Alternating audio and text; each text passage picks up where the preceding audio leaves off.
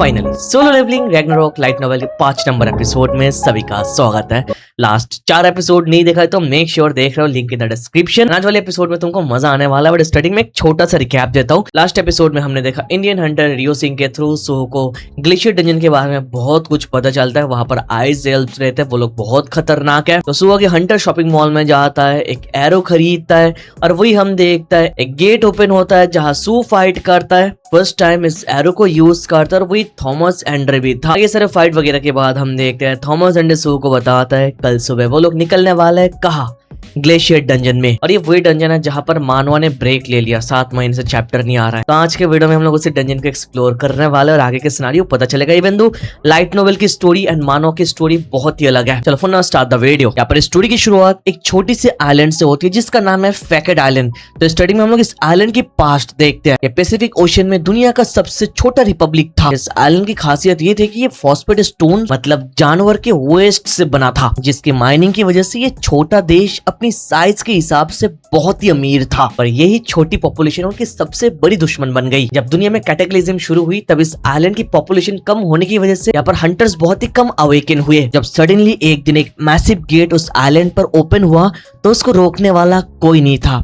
Island पर तेजी से ब्लू मिस्ट फैलने लगी। आगे इस देश के प्रेसिडेंट ने बाहर से मर्सनरीज हायर करने की कोशिश की। तब तक आम लोग मिस्ट बर्न्स में बदल चुके थे। हमको पता है मिस्ट बर्न्स जब लोगों को मारता है वो लोग भी मिस्ट बर्न्स बन जाते हैं, मानो में देखा है। तो आगे फैकेट आइलैंड पे कोई जिंदा बचता ही नहीं और वो एंटायर आइलैंड एक दिन में पूरी तरह तबाह होकर एक फील्ड टाइप डंजन बन गया। उस देश का प्रेसिडेंट जिंदा तो बचा लेकिन उसकी किस्मत इतनी खराब थी कि वो एक हंटर बन के अवेकन होने के बाद फर्स्ट डे में उसको अपने फैमिली को मारना पड़ा, बिकॉज उसके फैमिली म्यूटेड डीमंस बन चुके थे, मतलब मिस्ट बर्न्स बन चुके थे। तो यही पर ये फैकेट आइलैंड का फ्लैशबैक खत्म होता है। जो फैकेट आइलैंड है यही पर ग्लेशियर डंजन है मेरे भाई। आगे सीन शिफ्ट होता है, हम लोग देखते हैं थॉमस एंड्रे अपने प्राइवेट जेट पर सू के साथ ट्रैवल कर रहे हैं और वहीं पर लॉरा उनको ये सारे फैकेट आइलैंड की ब्रीफिंग देती है। सू को याद आता है उसने बेरू और रकान के फैंग से क्या सुना था। ये ब्लू मिस्ट असल में आउटर स्पेस का एक मैजिक है जिनका काम डायमेंशनल रिफ्ट में छेद करना। जो आउटर बीइंग्स है उनका एक ही काम है, यहाँ पर जो ये ब्लू मिस्ट है उनको अर्थ पे फैलाना ताकि उनकी आर्मी आसानी से अर्थ पे एंट्री ले सके डायमेंशनल रिफ्ट के क्रैक से। तो सू लॉरा को ये सारे मिस्ट एंड ब्लू मिस्ट के बारे में बताता है सब कुछ। आगे फाइनली ये प्लेन फैकेट आइलैंड की कोस्ट पर लैंड करता है। प्लेन से बाहर आने के बाद जो नजारा दिखता है हमको, ब्रो दैट इज इनसेन। यहाँ पर हमारी मुलाकात होती है रियो सिंह से। हम देखते हैं वो यही पर है और वो यहाँ पर आया सू के इंटरप्रेटर के रूप में, बिकॉज सू को इंग्लिश नहीं आती और जो स्कैवेंजर गिल्ड के बंदे हैं वो लोग इंग्लिश बोलता है। तो बेसिकली रियो सिंह का हिडन मोटिव है कि सू उसके ऊपर डिपेंड रहे और आगे मौके का फायदा उठा के वो अपने इंडियन गिल्ड जो आसुरा गिल्ड है उस गिल्ड में उसको इनवाइट कर ले और वो गिल्ड सू ज्वाइन कर ले। आगे फैकेट आइलैंड के कोस्ट पे पहुंचने के बाद लॉरा एंड थॉमस ने वही पर थे, पर सू रियो सिंह के साथ आगे बढ़ता है। हम देखते हैं वहां पर स्कैवेंजर गिल्ड के कुछ हंटर्स कैंप कर रहे हैं। बहुत ही ठंड है, उनको दिक्कत हो रही है। वो लोग गुस्सा है अपने लीडर के ऊपर बिकॉज उनके लीडर उनको इतने टाइम से यहाँ पर आने के लिए बताया, बल्कि यहाँ पर थॉमस एंड्रे इतना लेट आया। आगे सू को देखने के बाद थॉमस एंड्रे के गिल्ड के बंदे थोड़ा बहुत ट्रिगर होता है बिकॉज सू लिटरली एक समर है जिसका रैंक भी बहुत ही ज्यादा कम है। थॉमस एंड्रे उसको अपने साथ लेकर आया तो ये देख के गिल्ड के बंदे ट्रिगर होंगे, यही नॉर्मल है। तो आगे सू को वो लोग चारों तरफ से घेर लेते और बताता है सू क्या कर सकता है, वो समन ही कर सकता है। अगर समन कर सकता है तो देखना चाहता है वो लोग क्या समन कर सकता है। और ये बात रियो सिंह सू को ट्रांसलेट करके बताता है कि वो लोग देखना चाहता है सू किस टाइप का समन आ रहा है। और वही हम देखते हैं सू समन करता है, पर क्या समन करता है, एसिल को समन करता है, जो देख के उनका दिमाग फट जाता है कि एक सी रैंक समनर एक ह्यूमन साइज डीमन को समन कर रहा है, कैसे। वहां पर तो सब लोग दंग रह जाते हैं और तब भी वहीं पर थॉमस एंड्रे की एंट्री होती है। सबका मजाक और बातें वहीं पर बंद हो जाती है और सबके अंदर एक फाइटिंग स्पिरिट जाग उठती है। अगले लॉरा थॉमस एंड्रे और स्कैवेंजर गिल्ड को बताती है वो वापस जा रही है, फ्लाइट बुक कर ले बिकॉज वो तो डंजन में नहीं जाने वाली, बिकॉज वो थॉमस एंड्रे की सेक्रेटरी है, सेफ्टी फर्स्ट राइट। तो वो जाने के लिए तैयार होती है और थॉमस एंड्रे अपने स्कैवेंजर गिल्ड के बंदों को बताता है पिछले 3 दिनों का ब्रीफिंग, वहां पर क्या क्या हुआ। और सू को जैसे रियो सिंह से सब कुछ पता चला तो सू ने थॉमस एंड्रे को भी सब कुछ बता के रखा है। वहां पर आइस एल्व्स है तो ये सारे इन्फॉर्मेशन थॉमस एंड्रे अपने गिल्ड के मेंबर को देता है। थॉमस एंड्रे को जैसे सू ने ये सारी इन्फॉर्मेशन दिया तो थॉमस एंड्रे डिसाइड करता है यहाँ पर रेट खत्म होने के बाद ये वैल्यूएबल इन्फॉर्मेशन के लिए वो उसको फेयर प्राइस देने वाला है। लाइक वो फोकट में कुछ लेता भी नहीं और देता भी नहीं। अगर थॉमस एंड्रे की एक छोटी सी मोटिवेशन स्पीच के बाद थॉमस एंड्रे और पूरा एंटायर स्कैवेंजर गिल्ड आगे बढ़ने लगती है। जैसे ही वो लोग फैकेट आइलैंड के फील्ड में कदम रखते हैं माहौल पूरी तरह बदल जाता है। सू को रियलाइज होता है कि अब तक की ठंड कुछ भी नहीं और सडनली हम देखते हैं अचानक एक बर्फीला तूफान और नीली धुंध उन्हें घेर लेती है भाई। बिल्कुल एक आइसिस जैसा सीन बन जाता है। सो के सिस्टम पर एक नोटिफिकेशन आता है, कर्स ऑफ कोल्ड अप्लाइड, जिससे उसका attack and movement speed 30% decrease हो जाता है। लेकिन सू को टेंशन लेने की जरूरत नहीं थी, क्योंकि तुरंत कैंडेरोस ब्लेसिंग एक्टिवेट हो जाती है और वो डिबफ गायब हो जाता है। उनके आसपास का नजारा बहुत ही डरावना और बर्फ से जमा हुआ था। बड़ी बड़ी बिल्डिंग्स, शॉपिंग मॉल्स और जितनी सराउंडिंग में चीजें थे वो सारे के सारे चीजें बर्फ में जमा हुआ था। इट वॉज मोर लाइक कि ये जगह मॉन्स्टर से नहीं बल्कि भयानक बर्फ से बर्बाद हुई हो। इसी बीच सू की शैडो से बीरो प्रोफेसर बाहर निकालता है। सू की सेफ्टी की चिंता करते हुए पूछता है क्या उसे ठंड लग रही है। तो तुरंत अपने सिस्टम से शॉप ओपन करता है और 3 आइस बियर्स रोप खरीद लेता है। ये रोप्स बी ग्रेड आइटम्स है, जिनके डिफेंस प्लस 50 थे और इनमें कोल्ड रेजिस्टेंस और टॉलरेंस का स्पेशल इफेक्ट था। सो एक रोप एसिल को और एक रियो सिंह को देता है। रियो सिंह तो सोच रहा था ये गिफ्ट है जो सो ने दिया, पर सो तुरंत क्लियर करता और बताता है यूज करने के बाद ये चीज उसको दोबारा लौटाना पड़ेगा। हम देखते हैं ये रोप पहनने के साथ ही भयंकर जो ठंड वो लोग फील कर पा रहे थे वो एकदम से गायब हो जाता है। ये देखकर स्कैवेंजर गिल्ड्स के बंदे एकदम दंग रह जाता है कि सू यहाँ पर कपड़े भी समन कर सकता है। आगे वो सब सू के सामने आता है और वो लोग भी अपने लिए वार्म रोब्स मांगता है, पर थॉमस एंडर उनको डांट कर चुप करवा देता है। पर फिर खुद थोड़ा शर्माते हुए सू के आगे हाथ बढ़ाकर पूछता है क्या एक रोब उसके लिए बचा है। ऐसे मोमेंट हम लोग थॉमस एंडर एक्सपेक्ट नहीं करता है, बट इट हैपेंड। और सो उसको देता नहीं, बताता है स्कैवेंजर गिल्ड वालों के पास जो कपड़ा है वो बहुत ही मोटा है, तो ठंड झेलने के लिए काफी है। आगे ये सारे मजाक मस्ती के मोमेंट के बाद अचानक सीन इंटेंस हो जाता है। थॉमस एंडर एक खौफनाक एक्सप्रेशन के साथ ऊपर देखता है। हम देखते हैं ऊपर भयंकर बर्फीले तूफान के बीच ढेर सारे एरोस की बारिश होने लगती है। थॉमस तुरंत डिफेंस का ऑर्डर देता है। गिल्ड के मेंबर्स मैजिकल शील्ड्स बना लेता है, पर आइस एल्व्स की फ्रीजिंग मैजिक की वजह से उनकी शील्ड पर बर्फ जमने लगती है और वो कमजोर पड़कर टूटने की कगार में आ जाती है। ये देखकर थॉमस एंडर गुस्से में अपने स्किल को स्ट्रेंथ करता है और उसके हाथ में एक भयंकर मैजिकल एनर्जी कंडेंस होती है और वो हवा में एक जोर का मुक्का मारता है। उसका पंच एक मैसिव वेव क्रिएट करता है जो तूफान को चीरते हुए उन सारे तीरों को एक ही ब्लास्ट में तबाह कर देता है। लेकिन मेरे भाइयों, असली खतरा तो कुछ और ही था। तो अपने सेंसर स्टेट्स के थ्रू तूफान के उस पर एक मैसिव प्रेजेंस फील करता है। किसके प्रेजेंस फील करता है?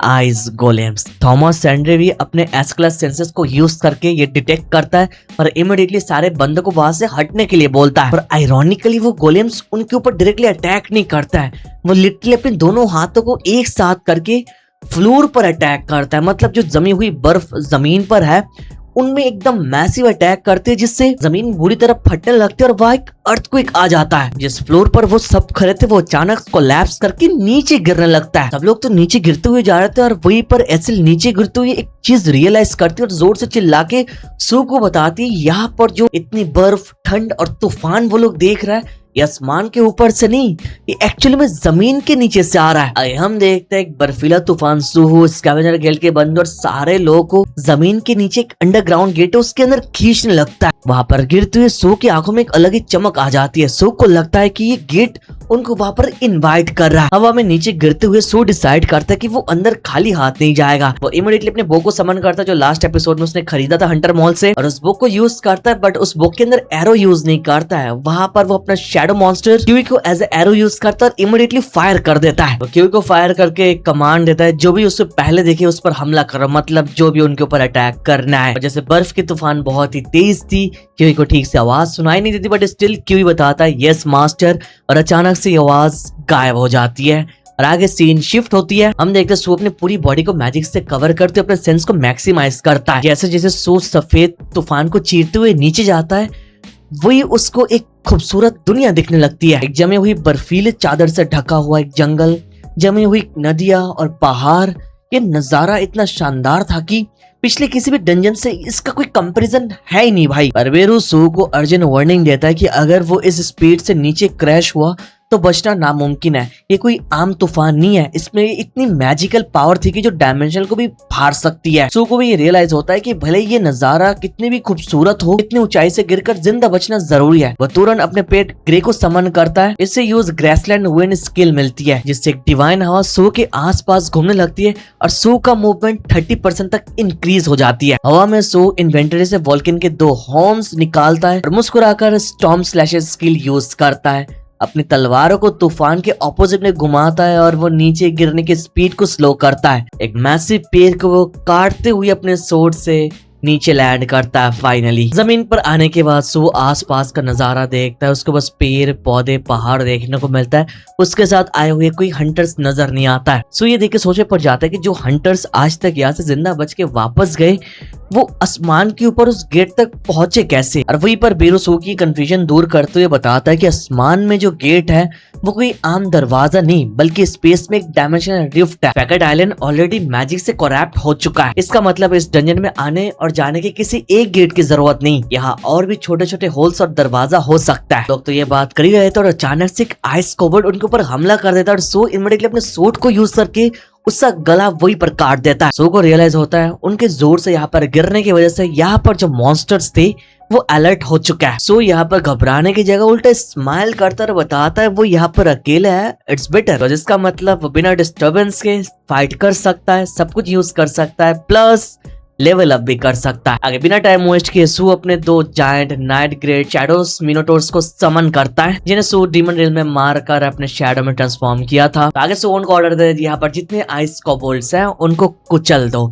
हम देखते आइस कोबोल्ड्स वहां पर डरने लगता है और सू के जायंट मिनोटोर्स उनको कुचलने का काम भी स्टार्ट कर देता है। पर वहीं पर सडनली हम देखते एक मैसिव आइस ट्रॉल की एंट्री होती है। एक भयंकर क्रीचर है जो साइज में मिनोटोर से भी ज्यादा ह्यूज है। पानी के साथ पेड़ पौधे उखाड़ के मिनोटोर्स को मारने लगता है, जहां मिनोटोर्स की सर अटक जाती है। हमको पता है शैडो आर्मी कभी फिजिकल डैमेज लेता नहीं, उससे गर्दन तो टूट चुकी थी और इससे भी स्माइल करते हुए उस आइस ट्रॉल को एक खतरनाक मुक्का मारने जाता है, बट वो मुक्का मारे इससे पहले एक ब्लैक स्पेयर आके उस आइस ट्रॉल को खत्म कर देता है। और हम देखते हैं ये कोई और नहीं एक्चुअली में किवी था जो सो का राइट हैंड मैन है। लेकिन यहाँ पर सबसे बड़ा ट्विस्ट अभी भी बाकी था, क्योंकि वापस खाली हाथ नहीं लौटा था, वो अपने साथ एक 10 साल की दिखने वाली आइस एल्फ को पकड़ कर लाया था जो फिलहाल बेहोश थी। सो उसकी तरफ देखते उसका सिस्टम उसको बताता है ये आइस एल्फ का नाम है सिरका, जो गार्डियन ऑफ द बरूका ट्राइब से है। ये देखकर सो कंफर्म हो गया था कि आइस एल्फ यहाँ एक ट्राइब मतलब कबीले की तरह रहता है। सो हैरान होकर पूछता है कि ये एल्फ अभी भी जिंदा कैसे है। तब क्यूई एक बहुत ही शॉकिंग डिटेल रिवील करता है। क्यूई बताता है कि उसने इस एल्फ को इसलिए जिंदा छोड़ दिया क्योंकि इस एल्फ ने क्यूई को देखते पहचान लिया था और उसे एक सवाल पूछा था। एंड द क्वेश्चन वाज, क्या तुम शैडो लॉर्ड को जानते हो? बिकॉज एक 10 साल की बच्ची शिरका जो एक आइस एल्फ है उसको शैडो लॉर्ड के बारे में कैसे पता होगा। अगर सो ये सुन के सिरका को चेक करता और देखता है ये जिंदा तो है, पर क्यूई के साथ जैसे इसने पहले फाइट किया तो क्यूई के पॉइजन और वुंड की वजह से उसकी स्किन एकदम पेल पड़ चुकी थी। आगे सू अपने शॉप से एक हीलिंग पोशन यूज करता है जिससे वो उसको हील कर देता है। सू यहाँ पर एक स्मार्ट मूव चलता है, सिरका के वुंड को वो तो हील कर देता है पर जो पॉइजन है वो उसको बाहर नहीं निकालता, बिकॉज पॉइजन को यूज करके वो सिरका की फिजिकल एबिलिटी को 30% तक डिक्रीज करता है ताकि सिरका जागने के बाद अटैक वगैरह ना कर पाए। कुछ टाइम बाद जब सिरका की होश आती है हम देखते हैं क्यूई अपने स्पेयर सिरका के नेक पर रख के उसका धमकाता है, पर सरप्राइजिंगली सिरका जरा से भी डरी हुई नहीं थी। उसके चेहरे पर एक अजीब सी खुशी थी और वो इधर उधर देख रही थी जैसे वो किसी को ढूंढ रही हो। जब सू उससे पूछता है कि वो किसे ढूंढ रही है तो वो तुरंत हैरान होती है उनकी लैंग्वेज कैसे बोल रहा है सू। फिर बिना डरे वो अपना इंट्रोडक्शन देती है, उसका नाम सिरका है जो बरूका ट्राइब की गार्डियन है और वो तुरंत सू पर सवालों की बारिश करने लगती है। लाइक सू के साथ शैडो लॉर्ड संग जुनो के साथ क्या कनेक्शन है।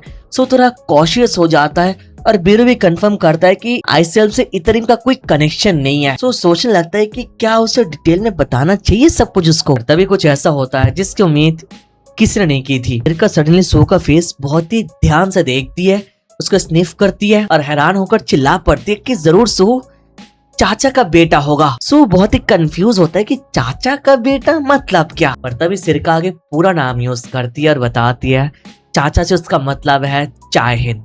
और ये चाहिन वर्ड सुन के सू का दिमाग फट जाता है। सिरका हंसते हुए खुशी से सू को बताती है चाहिन उसकी दोस्त है और वो उन आइस एल्फ्स की सेवियर है जिसे वो लोग ड्रैगन शमन चाचा कहता है। ये सुनकर सू जो हमेशा काम रहता है उसके भी होश उड़ जाता है क्योंकि उसकी माँ 5 साल से मिसिंग है भाई। और यहाँ फाइनली उसको पता चलता है उसकी माँ चाहिन को यहाँ पर लोग ड्रैगन शमन करके बुलाता है। आगे इस क्योटिक रेवोल्यूशन के बीच बेरू को एक बहुत ही इंपॉर्टेंट फ्लैशबैक याद आता है। उसे एग्जैक्ट वही दिन याद आता है जब चाहिन गायब हुई थी। ये वो वक्त था जब चाहिन एंड संग जिनो अपने 16 वेडिंग एनिवर्सरी सेलिब्रेट कर रहे थे। वो दोनों शैडो ड्रैगन कैसल के ऊपर आसमान में एक रोमांटिक डेट पर थे और संग जिनो ने उन्हें डॉर्ब्स का बना हुआ एक बेहद खूबसूरत नेकलेस गिफ्ट किया था। वो लोग तो कैसल के ऊपर रोमांटिक डेट एंजॉय कर रहे थे और वही नीचे सारे शैडो सोल्जर्स छुप के उन्हें चीयर कर रहे थे। और जैसे वो दोनों किस करने वाले थे, अचानक आसमान के डायमेंशन में क्रैक्स आने लगता है और वहाँ एक डरावनी ब्लू मिस्ट निकलने लगती है। जिनो को तुरंत समझ आ जाता है कि ये क्या है। जिनो इमीडिएटली कैजल को ऑर्डर देता है उसकी वाइफ चाहिन को सेफली घर भेजने के लिए। संग जिनो उन लाखों डायमेंशनल क्रैक्स की तरफ अकेले आगे बढ़ता है। बेसिकली दैट वाज इथरिम्स इन्वेशंस ब्रो,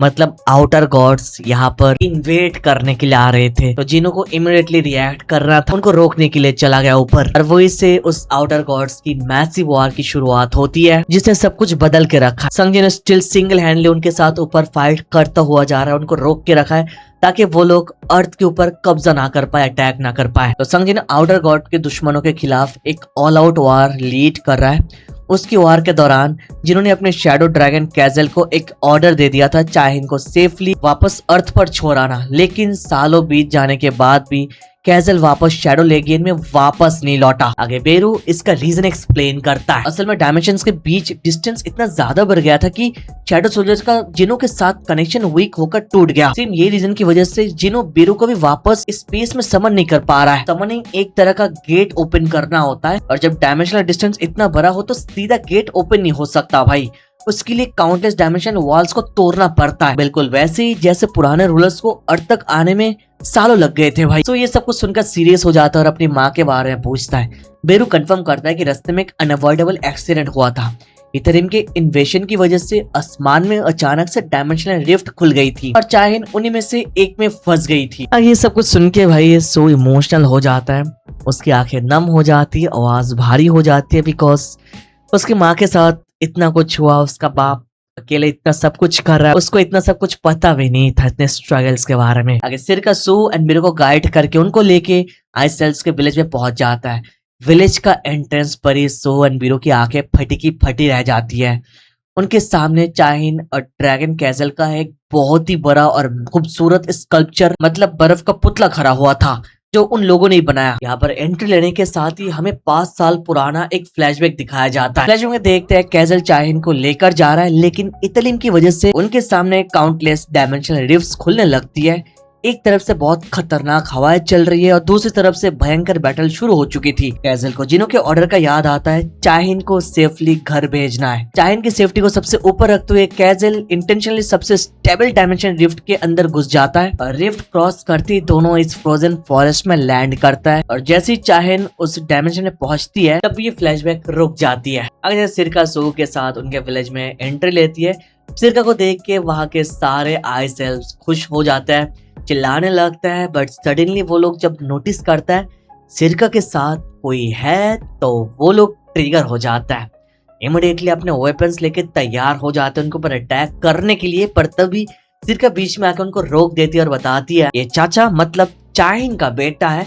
तो ये सुन के वो सारे आइसेल्व्स रुक जाता है, सामने आता है, सू को चेक करता है, रियलाइज करता है सू की जो आंखें है वो चाहिन से मैच होती है। ये रियलाइज करने के साथ माहौल एकदम से बदल जाती है। जो आइसेल्व सू को मारने के लिए तैयार थे वो आइसेल्व सू को वार्मली वेलकम करता है, पार्टी शार्टी करने के लिए तैयार होता है। और इसी पार्टी के दौरान सू एक अजीब चीज नोटिस करता है। वो देखता है गांव में एक भी एडल्ट नहीं है, सभी आइसेल्व्स अर्ली टू लेट टीन्स में है और उनकी पावर भी बहुत ही कम है, सिर्फ बी या फिर डी रैंक तक। बीरू भी इस बात को पॉइंट आउट करता है कि मॉन्स्टर्स कितने वीक है। और तभी सिरका एक डार्क हिस्ट्री रिवील करती है। वो बताती है उनके पिछले लॉर्ड किंग ऑफ द येतीस, the Lord of the coldness, सभी ताकतवर एडल्ट वॉरियर को वार में भेज दिया था जहाँ वो सब मारे गए। गांव में सिर्फ बच्चे बच गए थे ताकि उन्हें फ्यूचर वॉरियर्स के रूप में बड़ा किया जा सके, लेकिन उन बच्चों के पास जो भी थोड़े से एडल्ट्स बचे हुए थे वो भी एक ट्रेजेडी में मारे गए। सिरका बताती है उनके गांव के आसपास एक सेक्रेट जगह है जिसका नाम है इको फॉरेस्ट। वहाँ के स्प्रिट्स फॉर्मलेस और बहुत ही ज्यादा डेंजरस है। सिरका बताती है एक दिन अचानक आसमान में एक डायमेंशनल क्रैक ओपन हुआ, जिसकी वजह से इको फॉरेस्ट के जो स्पिरिट्स है वो पागल हो गए थे और उन लोगों ने आइस एल्व्स के विलेज में हमला कर दिया। और इसी हमले में बचे हुए उनके जितने एडल्ट थे वो सब लोग मारे गए। और इसी बीच में सू की नजर चाहिन के उस खूबसूरत स्टैचू पे जाती है, जिस स्टैचू में चाहिन डैगर्स के साथ सोर्ड डांस कर रही है और उसके साथ एक ड्रैगन भी है। और वही दोबारा सिर का फ्लैशबैक कंटिन्यू करती है, सू को बताती है जिस दिन स्पिरिट्स ने उनके विलेज में हमला किया उसी दिन चाहिन एक काले ड्रैगन पर आसमान से उतरी थी भाई। चाहिन लैंड करके आइस एल्फ से डैगर्स मांगी और वो डैगर्स लेके अपनी स्किल सोर्ड डांस यूज करके वो लिटरली सारे के सारे स्पिरिट्स को खत्म कर देती है। उनकी इस ग्रेसफुल फाइटिंग की वजह से चाहिन को डांसर बुलाने लगता है और ये डांसर वर्ड उनको बहुत ज्यादा एम्बैरेसिंग लगा, बिकॉज ये वर्ड वो लोग यूज कर रहा है किसके लिए, उनके सेवियर के लिए। तो आगे उन लोगों ने डिसाइड किया वो लोग चाहिन को बुलाएंगे ड्रैगन शमान। आगे सिरका से हमको पता चलता है स्पिरिट्स को भगाने के बाद चाहिन इन गांव में रुक गई और चाहिन ने इन अनाथ आइस एल्व्स के बच्चे को सोर्डमैनशिप सिखाई और उनकी माँ बनकर उनकी हिफाजत की इतने टाइम से। और आगे सिरका बताती है अभी प्रिजन में चाहिन यहाँ पर नहीं है। सिरका बताती है कुछ टाइम पहले चाहिन को इको फॉरेस्ट से एक स्ट्रेंज स्मेल आई, लाइक मैजिकल स्मेल, और तभी चाहिन कैजल पर बैठ के उस फॉरेस्ट के अंदर चली गई।